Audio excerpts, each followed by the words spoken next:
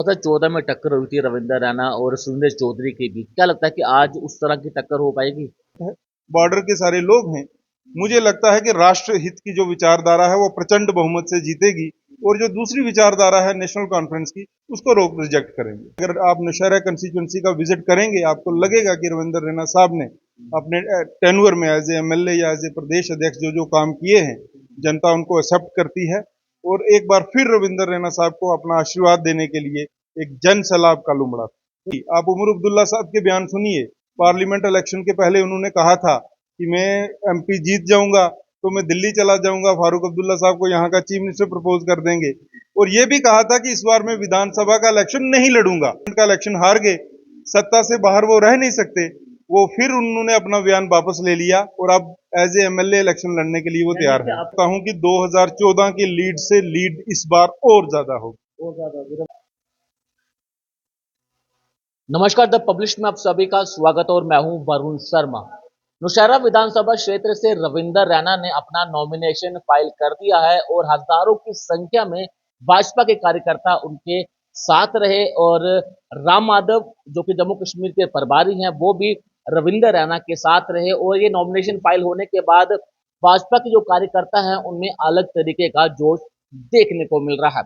और 10 सालों के बाद रविंद्र रैना और सुरेंद्र चौधरी के बीच क्या वो टक्कर हो पाएगी जो 2014 में हुई थी? इसमें बातचीत करने के लिए मेरे साथ राकेश रैना जी हैं, जो कि भारतीय जनता पार्टी के वरिष्ठ नेता हैं और नौशहरा विधानसभा क्षेत्र में एक अच्छी पकड़ भी रखते हैं। राकेश जी, पहले तो स्वागत करना चाहूंगा आपका। बहुत बहुत धन्यवाद। राकेश जी, रविंद्र रैना जी ने अपना नॉमिनेशन फाइल कर दिया है और उसके साथ साथ अपना एक शक्ति प्रदर्शन भी किया है।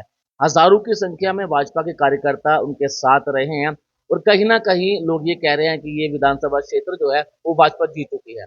क्या कहना चाहेंगे इस पूरे मामले को लेकर? 2014 में जो हुआ था, क्या लगता है कि उस तरह की टक्कर हो पाएगी? बहुत बहुत धन्यवाद आपका।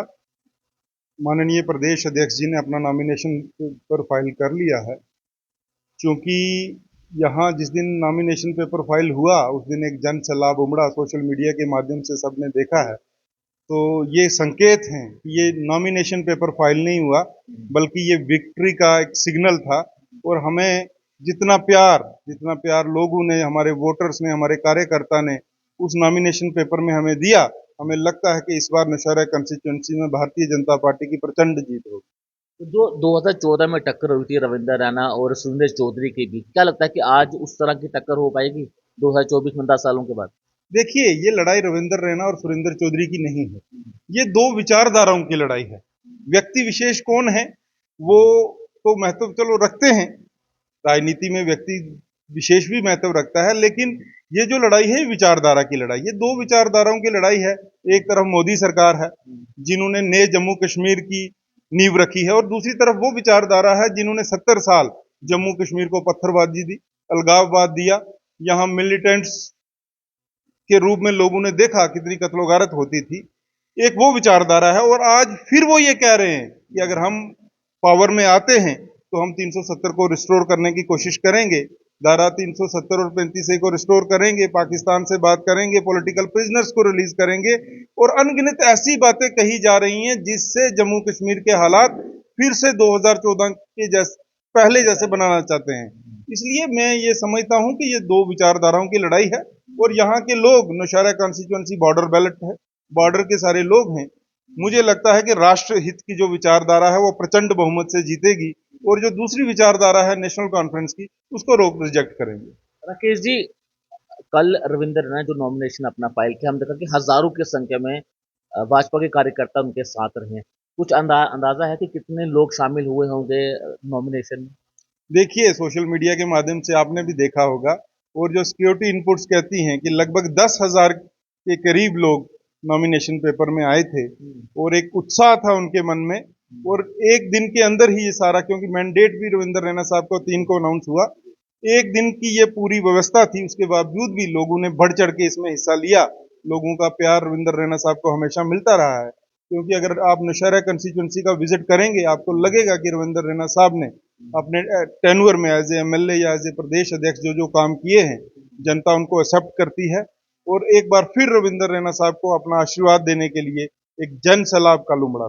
रविंद्र सिंह राणा ने भी अभी कुछ दिन पहले एक प्रेस वार्ता की है। उन्होंने कहा कि नेशनल कॉन्फ्रेंस जो है वो सत्ता की लालची है और 2014 में भारतीय जनता पार्टी है वो गठबंधन करना चाहती थी और मुख्यमंत्री भाजपा का बनाना चाहती थी। इस बयान को आप किस तरह से देखते हैं कि वाकई में नेशनल कॉन्फ्रेंस सत्ता की भूखी है, सत्ता के लिए कुछ भी कर सकती है? देखिए, मैं उतनी ही बात कहूंगा जितना मैं बात करने का हक रखता हूं। देवेंद्र सिंह राणा बहुत बड़े कद के नेता हैं। वो सरकारें बनाते भी आए हैं और गिराते भी आए हैं। मैं एक छोटा सा पॉलिटिकल कार्यकर्ता हूं। इतना जरूर कहूंगा कि नेशनल कॉन्फ्रेंस की जो विचारधारा है उसको जम्मू कश्मीर के लोग, खास करके जम्मू प्रोविंस के लोग, अब कभी सपोर्ट नहीं करेंगे। क्योंकि आप उमर अब्दुल्ला साहब के बयान सुनिए। पार्लियामेंट इलेक्शन के पहले उन्होंने कहा था कि मैं एमपी जीत जाऊंगा तो मैं दिल्ली चला जाऊंगा, फारूक अब्दुल्ला साहब को यहाँ का चीफ मिनिस्टर प्रपोज कर देंगे। और ये भी कहा था कि इस बार मैं विधानसभा का इलेक्शन नहीं लड़ूंगा। आपने देखा होगा उन्होंने ये प्रेस कॉन्फ्रेंस करके कहा था। लेकिन जब वो मेंबर पार्लियामेंट का इलेक्शन हार गए, सत्ता से बाहर वो रह नहीं सकते, वो फिर उन्होंने अपना बयान वापस ले लिया और अब एज ए एमएलए इलेक्शन लड़ने के लिए वो यानी तैयार कि है। आपको लगता है कि वाकई में नेशनल कॉन्फ्रेंस जो नेता है वो सत्ता की भूख है, सत्ता के बिना वो रह नहीं पाते? देखिए, ये उमर अब्दुल्ला साहब के आप बयान सुनिए। पार्लियामेंट इलेक्शन से पहले उन्होंने क्या कहा था और आज उन्होंने एक यू टर्न ले लिया है। तो ये इससे साफ होता है कि वो सत्ता से बाहर नहीं रहना चाहते। सत्ता के लिए वो किसी भी हद तक जा सकते हैं।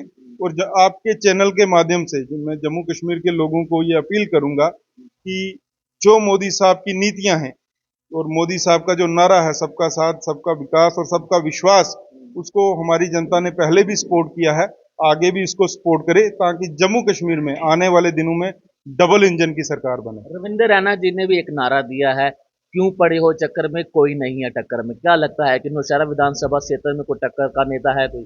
देखिए, आपको मैं एक ही पॉइंट बताऊंगा। एसटी स्टेटस, नौशहरा और सुंदरवानी को अगर एसटी स्टेटस मिला है तो उसमें रविंदर रैना साहब का बहुत बड़ा योगदान है। रविंदर रैना साहब ने ये जो अपने लोगों के लिए लड़ाई लड़ी, ऐसे वकील बन के सेंट्रल गवर्नमेंट के सामने, लोग उसको याद कर रहे हैं। और हमें पूरा यकीन है, सिर्फ एक काम गिना रहा हूं मैं उनका, कि उनकी ये जो एफर्ट्स थे एज ए प्रदेश अध्यक्ष, नौशहरा को जो एसटी स्टेटस मिला नौशहरा के लोगों को, और उस सिर्फ उसी काम पे ही रविंदर रैना साहब की प्रचंड जीत होगी। आखिरी सवाल मैं आपसे ये करना चाहूंगा, 2014 में रविंद्र रैना 10,000 वोटों से जीत हासिल उन्होंने की थी। 2024 में कितने वोटों से, कितना मार्जिन रहेगा जीत का? देखिए, मैं तो ये समझता हूँ, ये तो जनता क्योंकि जनार्दन है। आपने भी काफी ज्यादा मेहनत किया है इस क्षेत्र के अंदर, आप ज्यादा जानते हैं। जनता जनार्दन है, ये फैसला जनता ने करना है। हमें अपनी जो जनता पे, आपने मेहनत की है आपको तो पता होगा ना कि अब आप ये के दावा कर रहे हैं आप जीत चुके हैं, क्या कितना मार्जिन रहने वाला है? मैं ये दावा करता हूं कि 2014 की लीड से लीड इस बार और ज्यादा होगी। बहुत ज्यादा रविंद्र रैना जीते, कितनी सीटें भाजपा लाएगी जम्मू कश्मीर में इस देखिए, बार? मैं एक छोटा सा पॉलिटिकल कार्यकर्ता हूं। मैं उतनी बात कहूंगा जितना मैं कहने का हकदार हूं। नौशहरा कंस्टिट्यूंसी में जो इस बार की लीड होगी वो 2014 की लीड से बड़ी लीड होगी। सरकार भाजपा बनाएगी? 100% भाजपा की सरकार बनेगी। बहुत बहुत शुक्रिया डॉक्टर जी, बातचीत करने के लिए। तो रविंद्र रैना ने अपना नॉमिनेशन फाइल कर दिया है और आज तक का इतिहास में हुआ है कि इतनी ज्यादा संख्या में लोग नॉमिनेशन में शामिल रहे हैं।